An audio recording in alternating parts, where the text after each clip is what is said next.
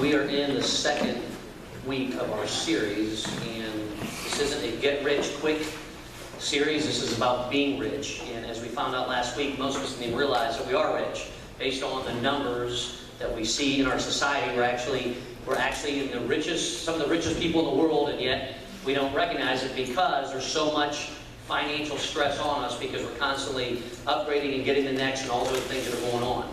And so today, as we did last week, we're going to start off by putting the question back on you, and you get to answer this question. And I want you to take just the next 30 seconds, and I want you to answer this question.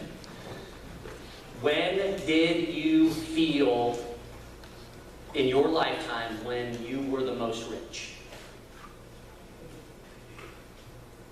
When did you feel like, oh my goodness, you know, this check came, this money came, this whatever it might be, that all of a sudden you felt like, man, I was sitting in a good spot and I was happy and I could do kind of whatever I wanted to do. When is the time when you most felt rich? You have to answer that question before we move on. Not out loud, just write it down, and because it's between you and you. That's the best part about it.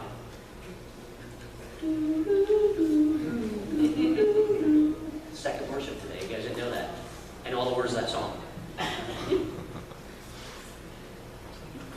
When did you feel most rich? All right. Today we're going to talk a little bit about dollar cost averaging, because that's a financial term. A friend of mine had shared this with me when I asked him about some people when it came to their debt and things like that. And he said that this dollar cost averaging is a thing that goes over time, and that's one thing that you want to look at. He also shared with me about people when it came to debt and just the craziness when it comes to that debt and what it means. And we found out that our society lives on 104% of what we make. And the bad news is it's not 104% of 100%. It's 104% of probably 68 to 70%, because that's what we make after taxes. So look down, and if you'll take a look as to when you felt most rich. I'm going to share with you when I felt the richest in my entire life. I was a teenager, and I gave tennis lessons for my city. And I couldn't be paid because since I played for the high school team, if they paid me, that would be considered a professional, and then I would lose my status to play for the next 2 years or whatever it might have been that I was playing. So it was my junior and senior year. But they gave donations, and the good thing about it was the people that gave the donations were the richer people in the town. So they donated really well, and it was great. And every time I would go in for the end of the week, they would hand me this money, and I would take this cash home. And so I would keep it.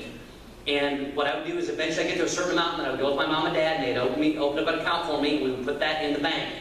And so I had these little stacks, and I had these little stacks, and then when it got to the winter time, I was the kid that woke up at 5 in the morning, me and my buddy, and we would go downtown, and we would shovel all the walks. I know it sounds crazy, I don't even know if people do that anymore. We would head downtown and shovel the walks, and then after school we would go through, we would collect our $2 and our $3, which doesn't seem like a lot, but when you had 5 or 6 places that you were getting paid from, it was great. And the best part about it was every week we do the business, but the only people that wouldn't pay us, or the only people that wouldn't want to pay for snow shovel removal, and the ones that we never walked into after the first time and asked them, was the Board of Education. Because we wanted theirs to be covered with snow because we wanted everyone to cancel school. So sometimes it worked, sometimes it didn't. But it was amazing how you start in the first place and you get $3, the second place they give you $2, and the next place they give you $4. And when you got the 5 or 6 places, you get $15 to $20. At 16, you're feeling like, wow, this is a lot of money. And so you'd go home and you'd have these little stacks of money, you're thinking, oh my goodness, and at some point, sometime, it was like, I am rich. But was I really rich? Well, not in today's society, I wasn't really rich. But in my mind, I was, because I had all this money, and you know what I didn't have? I didn't have any bills. I didn't have a mortgage. I didn't have a car payment. I didn't have minimums on my credit cards. I didn't have taxes. I didn't have to put gas in my car. I didn't have insurance at the time. I didn't have any of those other kind of things. So all that money that was coming in, I literally felt like I was rich. And so in my mind, at some point, sometime, because I can make this money, I'll be ready to move out on my own at some point, get my own house, and all those other kind of things, because I don't think about all the payments and everything that come with it. But then one day, you all of a sudden get all those payments, right? We get married, we move into a house, we get a mortgage, and then you find out what the mortgage is. The mortgage just isn't the mortgage. There's also, for some of us, a thing called PMI, which is a private mortgage insurance, when you don't have enough equity in your house, and they jack that on. And then you got to put stuff in escrow. Then you have to pay home insurance. And then, oh my goodness, if you want to have the lights on, you got to pay electric. Then you got to pay gas if you want to be able to, cook and take baths and things like that. Now, speaking of that, you have to pay for your water. And then there's trash. And oh, do I mention by the fact that we're going to tax you on everything? And if you want to watch TV, you got to cover the cable one. Everyone's got to have Wi-Fi, and so you have to have the internet. This is just house payments, by the way. This is all I'm talking about is house payments. So what is it we do if we want to get rich quick? We get a job, we move back in with our parents. Now, if you've already raised your kids and your parents gone, you just keep a job or get rid of your job, move back in with your kids. Right? And if you have 4 kids, you tell them, I love you all equally, so I'm going to live with you from January to March, live with you from April or whatever it is, and then you go all the way 3 months of the year. And then, when you go back, parents, this is what you do. You take the wrappers off, you just throw them on the ground, you leave your clothes wherever you want, you use 6 towels to take a shower, leave the toilet seat up, do whatever it is that you want to do, forget stuff, call them later, have them bring it to you wherever you are. I mean, this is the cycle of life. And you're going to feel rich because they're paying all the bills. And oh, by the way, they're covering the food and they're cooking. Okay, you're not doing dishes. Who's in? We're all in, right? Either way, we get rich. But at the end of the day, what ends up happening is because of all these payments are just coming in. Once again, I just shared the stuff around the house. So if you're a young person right now, you're going, wait a second, you have to pay all those bills? Yeah, we have to pay all those bills. And there's more. Because we end up using credit cards, right? And so we get this minimum payment, we get this minimum, we have this one from, I'm just throwing out there, from Visa and MasterCard, we become this number to these other people. And what ends up happening is we lose focus on the Almighty, and then we start getting focused on the almighty dollar. And it takes us away from the things that are the most important. And I don't want that for you. And I don't want to live that way. And so for me personally, the reason I can share all this with you is because not once but twice, in our family, I had our family down to $2.13 total. Now, I hadn't turned over the couches yet, so we might have had $2.50, but $2.13 not once but twice. So I'm here to help you with this. So let's take a look at it. We're going to go back to where we're at from last week. 1 Timothy chapter 6. And it said this, command those who are rich in this present world. So that's us right here. Now, he's talking at this time, this present world, but this doesn't change. Command those who are rich in this present world not to be arrogant, nor to put their hope in wealth. And so for many of us, a lot of times what ends up happening, if we think of someone that we feel is rich, because as we learned last week, none of us are rich, right? But we all know someone that's rich. And that person becomes arrogant. In fact, I even had you write down, who is that rich person? And what was the message that you were giving to that rich person? My favorite one that I got back was a person wrote down Donald Trump for the rich person, and the message they gave to them was, Donald, get off of Twitter. So it had nothing to do with the riches, but that's where they took it to. And yet, he would still have all his riches, right? But it's his arrogance from that we see. And so rich people have this arrogance. It just takes place. So it says, so do not be arrogant, nor put your hope in wealth, which is so uncertain, but to put their hope in God, who richly provides us with everything for our enjoyment. So if we can have our hope focused on God, it's amazing what we can then do with our finances. In fact, this is how we left it. We said, I will not put my hope in riches, but in God who richly provides. Say it with me. I will not put my hope in riches, but in God who richly provides. That was terrible. Let's do it again. I will not put my hope in riches, but in God who richly provides. Okay, on 3, you're going to do it on your own. 1, 2, 3. I will not put my hope in riches, but in God who richly provides. There we go. And that was the focus from this last week. So how is it then we take that from, okay, I know that I've got these riches and I want to put God first, and yet for whatever reason, I'm migrating away. And I don't want to migrate away, and yet I keep going there. And so I don't want to go and get a new iPhone and feel guilty about it. I don't want to go and get the new latest Samsung and feel guilty about it. I don't want to upgrade this or get a newer whatever and feel guilty about it. I want God to be first in those decisions. Well, guess what? Timothy gives us the steps, Paul gives us the steps to take in Timothy, and then we'll give you an example here in a second. He said this in the very next verse. This is once a command. He's saying command them. Command them to do good, to be rich in good deeds, and to be generous and willing to share. Notice this. He says, command them to do good. He doesn't command them to be good, and yet he commands them to be rich in good deeds and to be generous and willing to share. We're out doing and doing and doing so many things that when we continue to do these things, it pulls us away from the one that is good. And because of that, we don't rest in God enough to just be with God. Christians, everyone at this time, they were commanded to be good. That's something that should naturally take place. But when we decide to be good, the Bible says that God is good. It's the only thing that's good.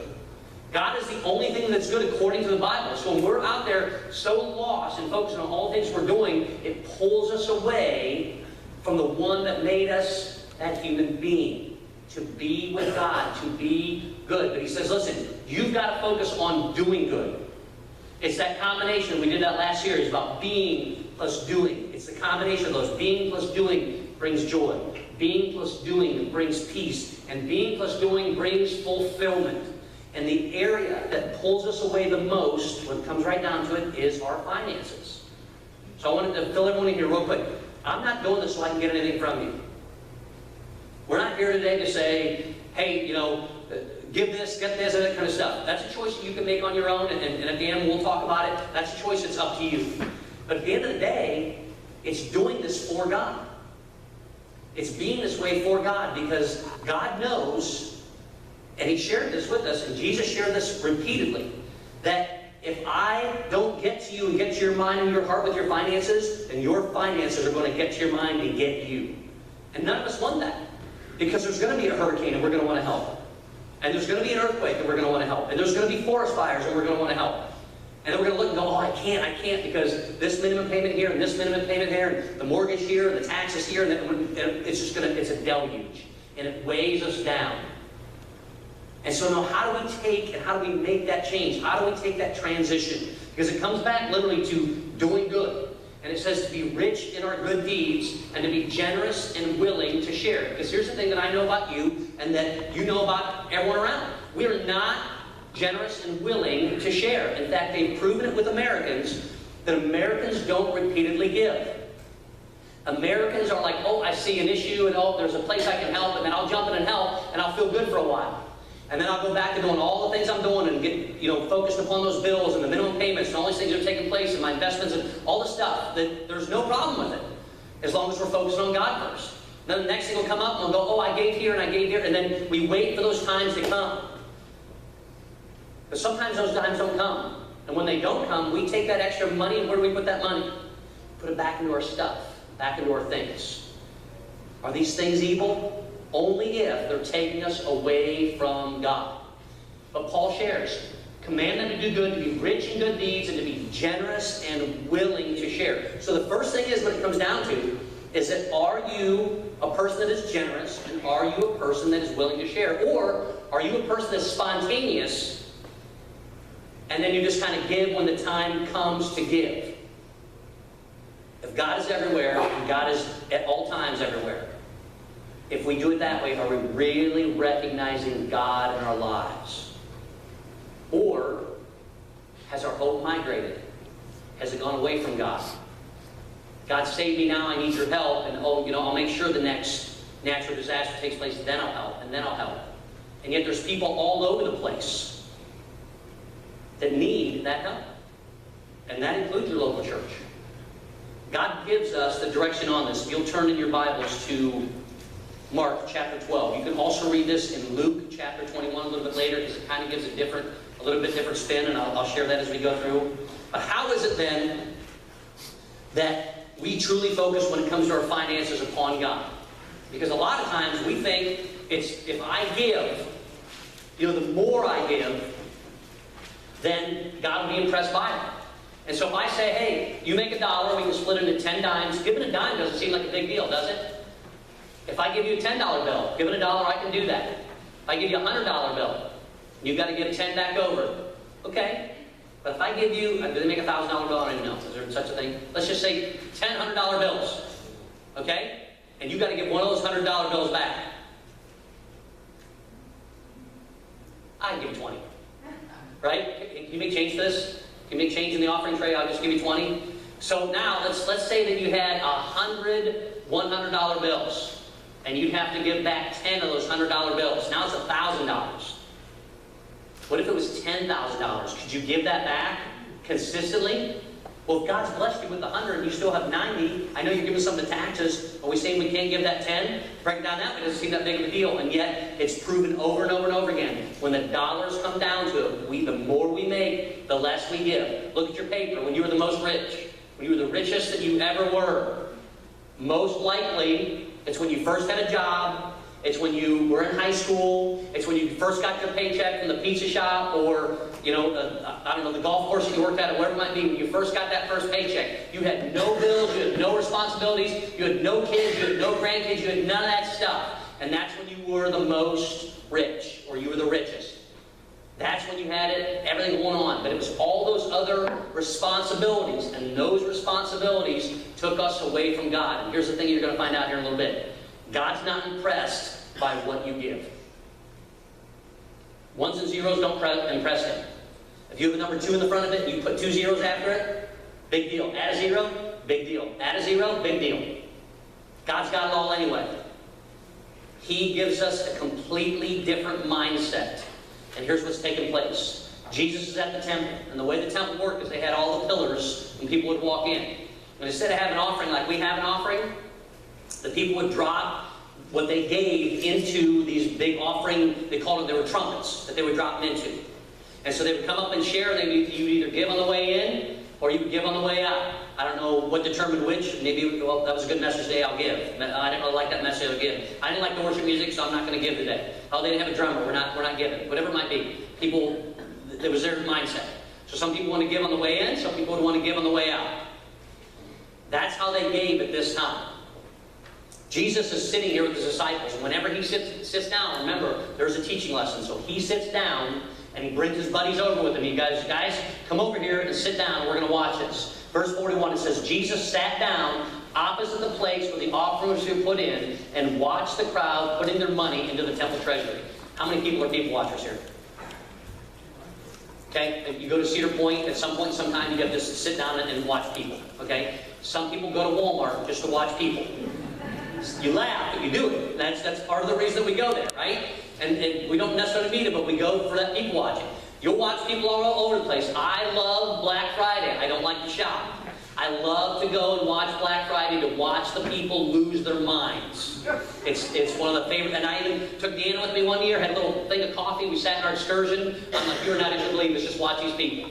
And she was like, this is the dumbest thing ever. I'm not getting up at 5 in the morning next year. And so I haven't done it in a few years, but I love watching the people literally, hey, you know, knocking people over and throwing elbows and reaching over to grab the last one. Merry Christmas, you know, that kind of stuff. It's the craziest thing, but we love to people watch. We love to look at people. Well, guess what? Jesus is sitting down because he wants them to watch the people. And you know what he was having them watch?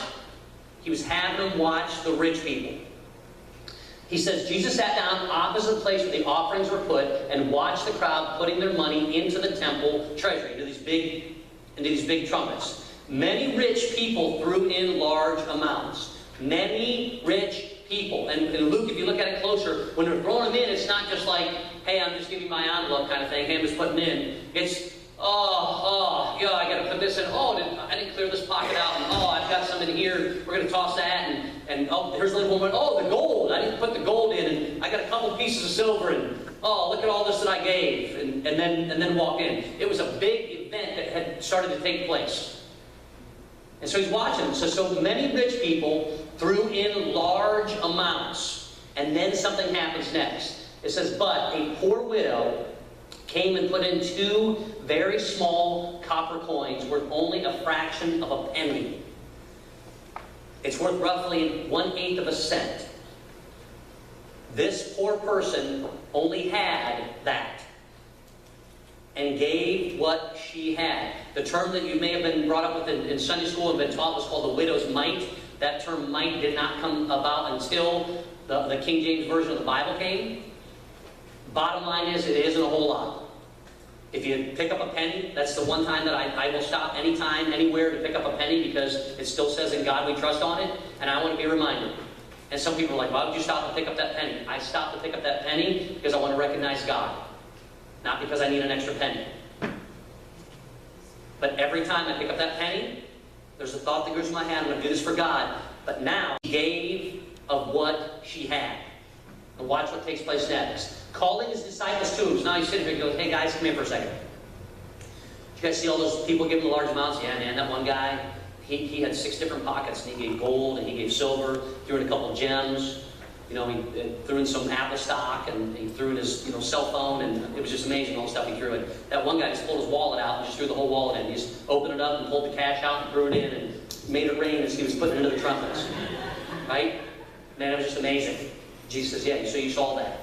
And then that one lady, she came forward, and they're like, yeah, can you believe that? It's almost embarrassing. The fact that she would just come up and just drop that little bit of a penny. That's, I mean, all these other people, all they're doing, and watch what Jesus says. I tell you the truth. This poor widow has put more into the treasury than all the others. Now, you've been sitting there and watching all these people, the guys making it rain and throwing all that kind of stuff, and you're looking at Jesus and you're going, Jesus, come on, are you serious? She gave these 2 little coins that we can't even recognize. I mean, it's not, that's nothing. That guy over there gave all of his cash, and that guy over there gave some gold, silver, and rubies. And you're saying that lady is who gave the most? And Jesus says this, they all gave out of their wealth, but she, out of her poverty, put in everything, all she had to live on. And many times, as Americans, this is why we struggle. Because we give out of our wealth. $2.13 twice to our name. And this is one of the greatest lessons I was ever taught. My dad, every single week in church, put in his tithing envelope when it came by. And I saw him every single week, put it in. Every single week he put it in. Deanna's mom and dad, every single week they put it in. And in 1973, and in this time frame in there somewhere, there was a thing that was kind of a mini recession that hit. And it was at that time that the United States had to go from 1 income to 2 incomes for families to stay ahead.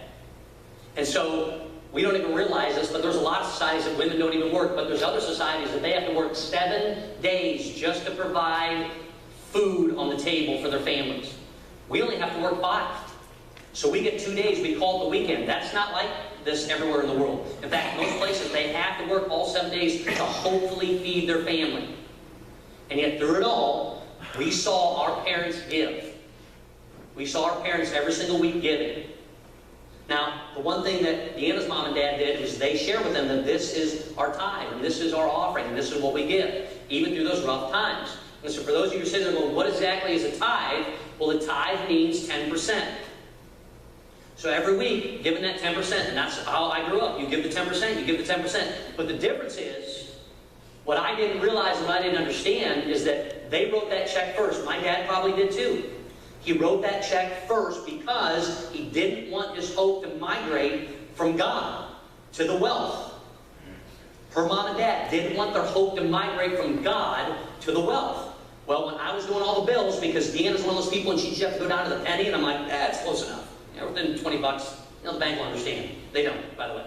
So we write it down, I'm like, let me take this over, let me take this over. So when I would do all the bills, this was back in the time where you had check registry and all that kind of stuff, she would ask me the question. She's like, hey, did you write out our offering? I'm like, I'm getting to that.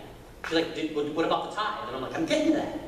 And so I would write, our Visa bill out, and our JCPenney bill out, and our Time Warner bill out, and our AT&T bill, whatever the bills were. We'd go all the way through, and then I would get to the point where I would write out our tithe, and I'd look at her, and I'm like, we don't have enough left to give.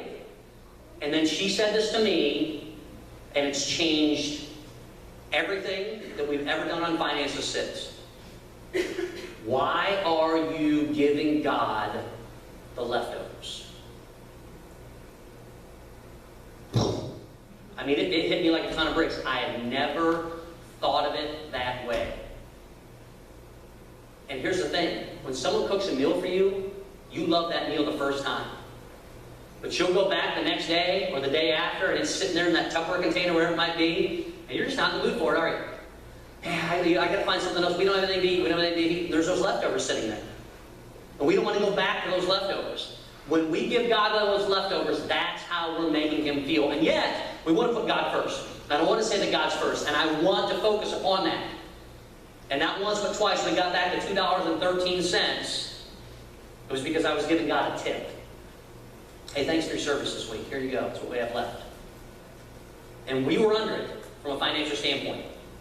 We had debt like you wouldn't believe. We had credit cards. We had all the stuff that in the Financial Peace University you learn about to help you get out of it. We had all of it. But the biggest thing about it was in my heart.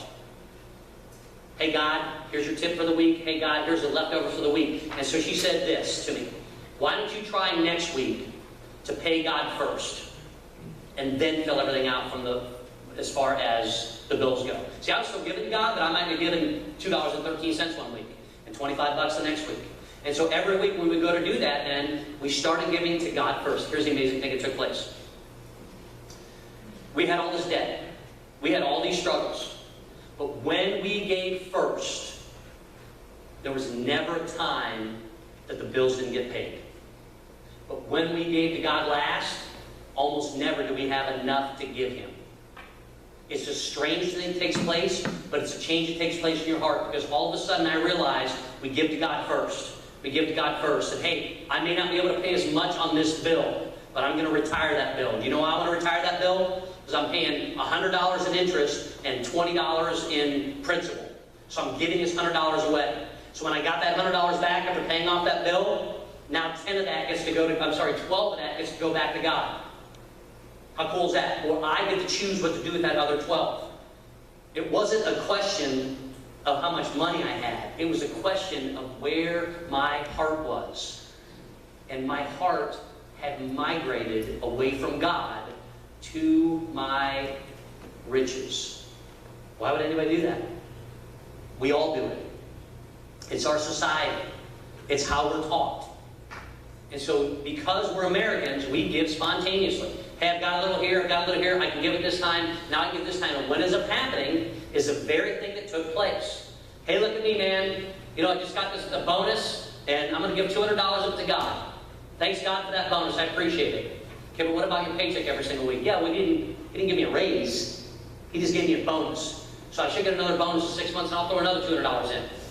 Oh, someone needs help down there, and I'd like to give $25. I'll give $25 of that. And what they found out is this about Americans, and this is you and me because we're all Americans. The median income in the United States, not what the average, the median income is $52,000. And when they went to those people that were making in that $52,000 range, they were giving 6%. So some of you are kind of like, okay, well the tithe is 10%. We give that. If you want to go a biblical tithe, you know what the actual biblical tithe is? You ready for this? 26.5%.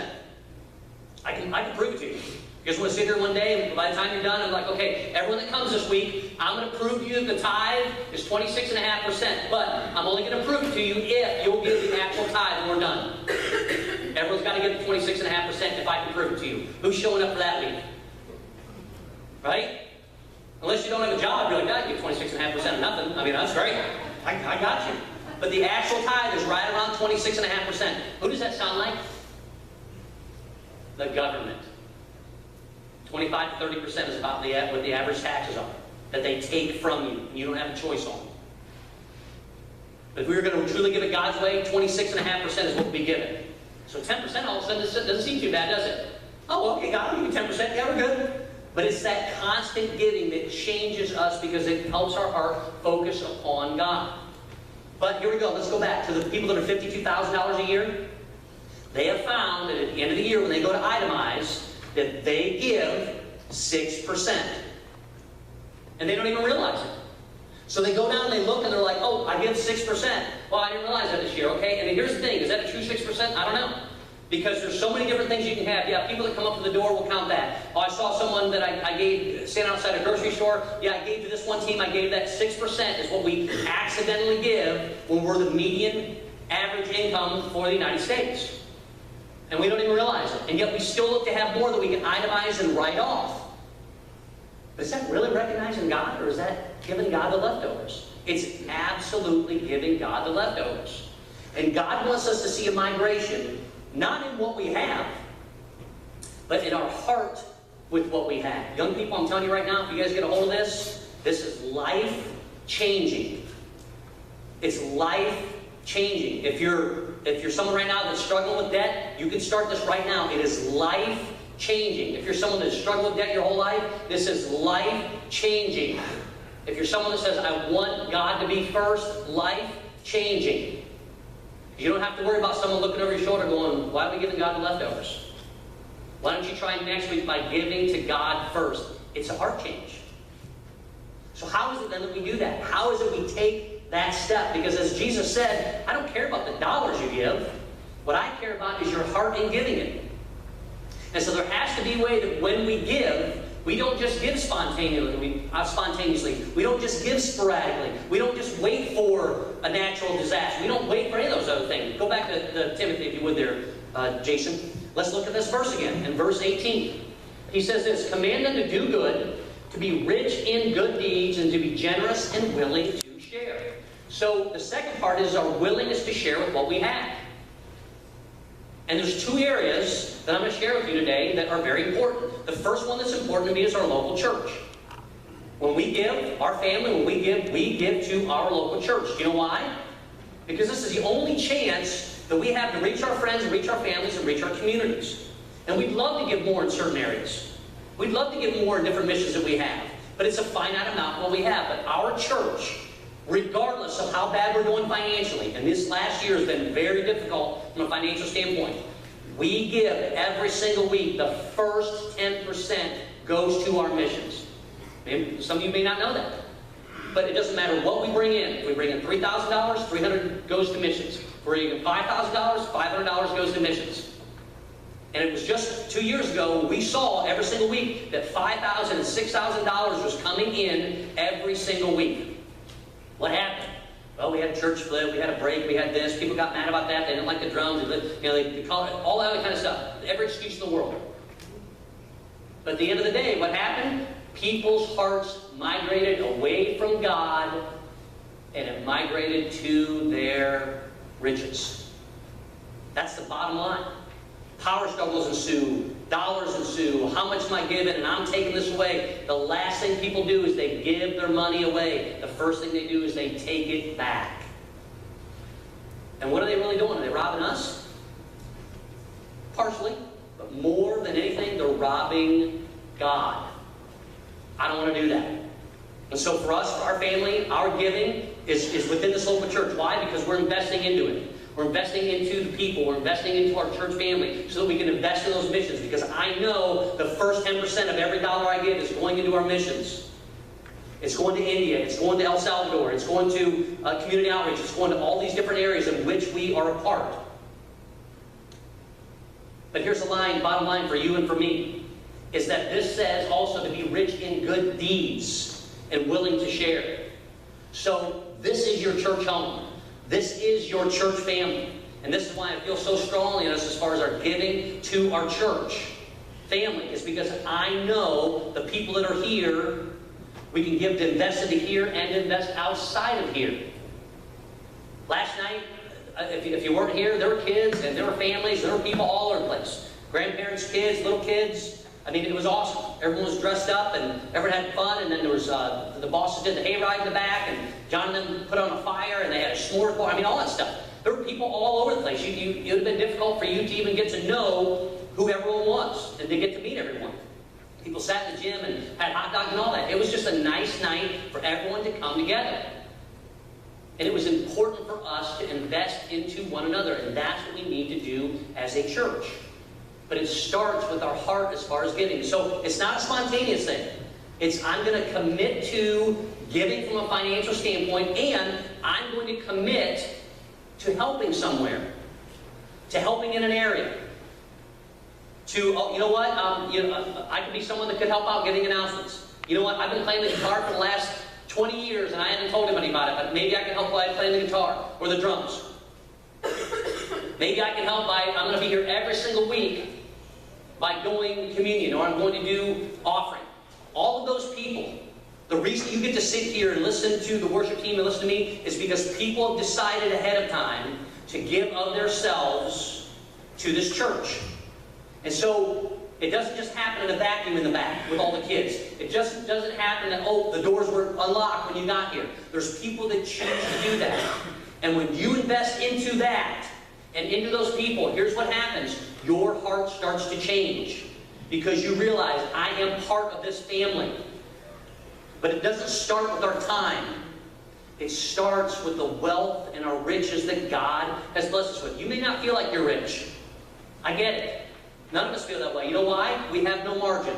We've got bills, bills, bills everywhere. But too often we are giving God the leftovers in our time, in our treasures, and in our talents.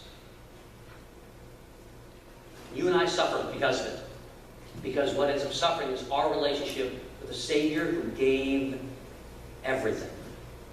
So you want to start somewhere? Here's what I challenge you, and I get this all the time, by the way. Oh, but I'm so much in debt. When I'm done with my debt, then I'll start. When I get over these bills, then I'll start. When I pay this off, then I'll start. Don't do it, because your hope is already migrated. Whether you realize it or not. Because what will happen is you'll start to get rid of some of that debt, and all of a sudden be like, oh, I need the new shiny, and I need this. Your hope is already migrated. Make the decision. Stick with the decision. To give in an area that you feel your heart is in. My favorite mission here at the church is not the one to India, even though we've been doing it for 70 years, because I can't see it. When Hernan brought those pictures in, I'm like, oh my goodness, that helped me out so much. My favorite mission, and it's becoming more and more my favorite mission, is the Hope Outreach. You want to know why? Because those people need help. That's one part. But because when the people go down to help, they're giving a piece of their heart to it. And that's the attitude that we want to get for all of us. I want us to get to the point where, like, this church is my home. These people are my family. I want to give to it. I want to invite people to it. And you know what? Once every month or once every 3 months, we're going to head down there and we're going to go and help. And we're going to talk to people that made one bad decision. We're going to talk to people whose hope is migrated away. We're going to talk to people that wish that they could just come back and get it right with God. And yet basically what happened is their heart changed and pulled it away from what's most important. But for them, and here's the amazing thing. If you were sitting there and you're like, man, I don't have any gas money to get my car back to Akron. I don't know how I'm going to get back. I might be with you on the street tonight. Those people would reach into their pockets. I got 13 cents. I got 50 cents. Hey, Jason, did you have a couple dollars today? He needs to get back to Akron. Oh, I got $2. They would give you whatever they had. I know, because I've sat down with people at the Haven Arrest, and they would give you whatever they have. Do you want to know why? Because their hope hasn't migrated to their stuff, and they're not holding on to it. They're trying to get completely right with God in every single area of their life. And that's what they want their hope to be. So for you and for me, it comes down to, do we choose to be consistent? Do we choose to put God first? Do we choose to say, this is what I'm going to give to God? And it's a decision that you make now. It's a decision that you make when it's time to write out a tithe. It's your decision to make when you go to be generous. And it's not spontaneous. Your heart will never migrate back to God.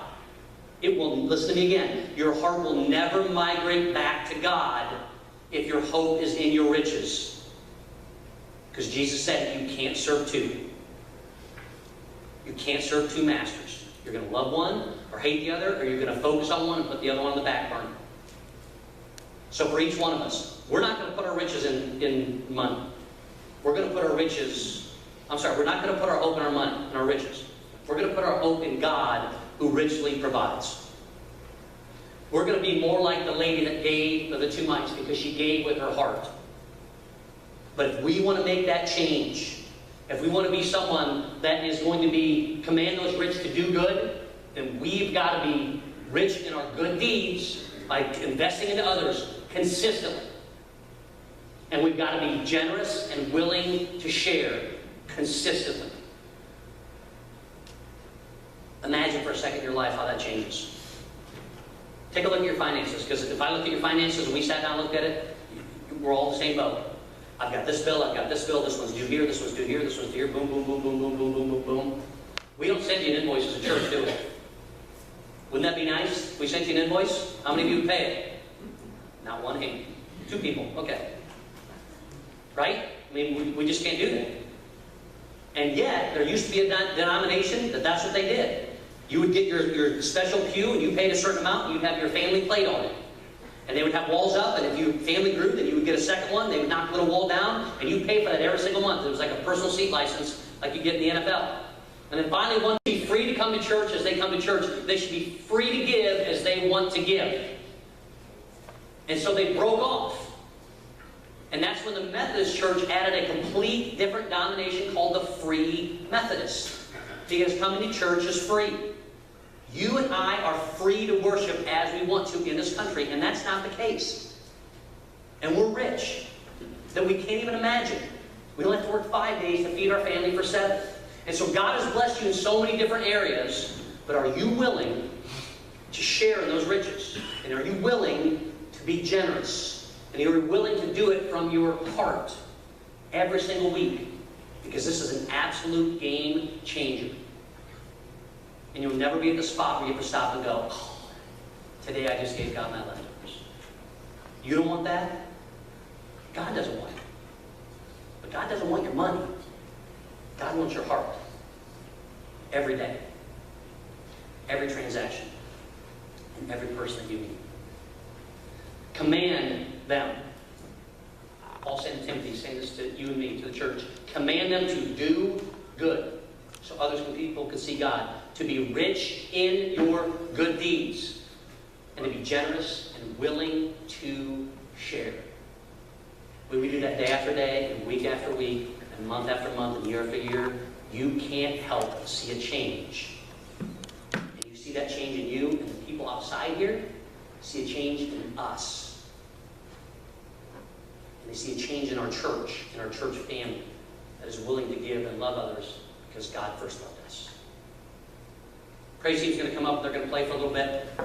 Just going to give you a couple minutes to just kind of take all this in today. Think about Jesus sitting there at the temple as the people were giving what they're giving. How people were announcing, oh, this is look at all I'm giving, and God doesn't want that. It was the heart of a widow. The heart of a widow who gave what she had.